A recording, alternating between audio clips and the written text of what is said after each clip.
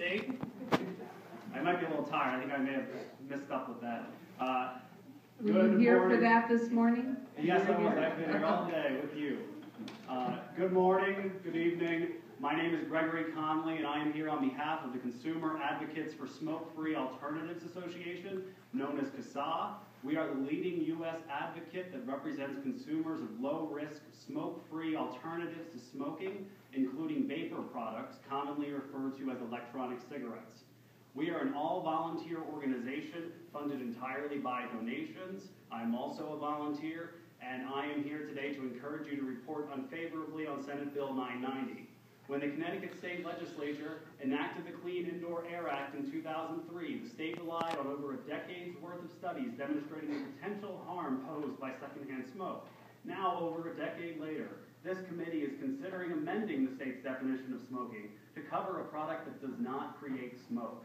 This move comes despite a complete lack of evidence showing that e-cigarette vapor poses a threat to public health.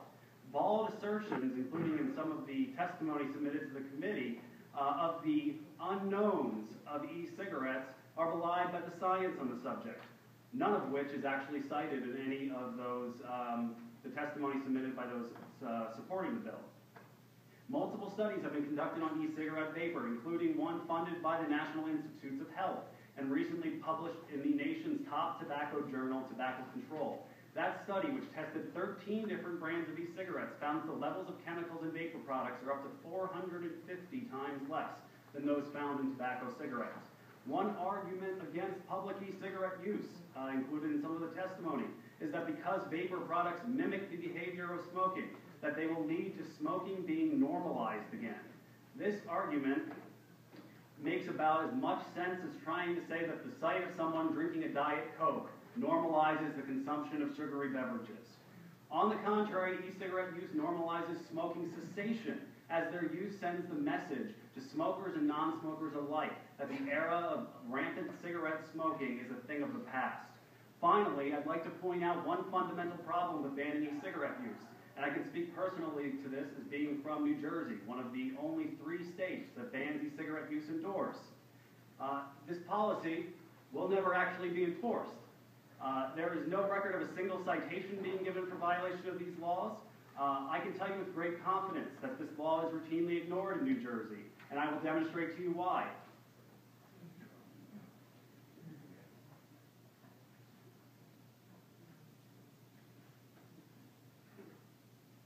Now, did I just use my e-cigarette, or did I simply hold a metal object up to my lips to mimic the behavior of the hand-to-mouth motion?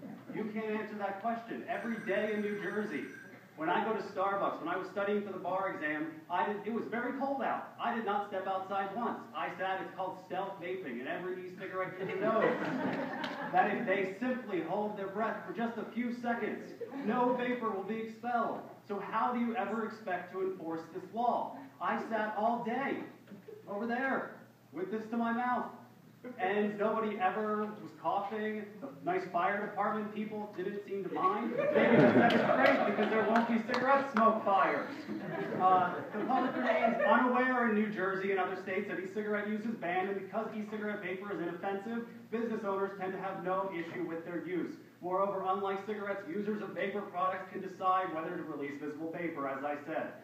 In closing, the use of vapor products poses no threat to bystanders, does not normalize smoking, and if enacted, will likely never be enforced.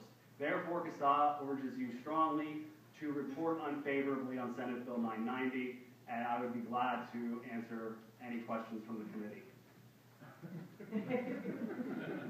I don't think anyone has any questions. I am amazed I still have this energy so late at night. I'd like to thank one of the vapors who brought me coffee. Thank you. Next is Karen Carey, followed by Jim Richards.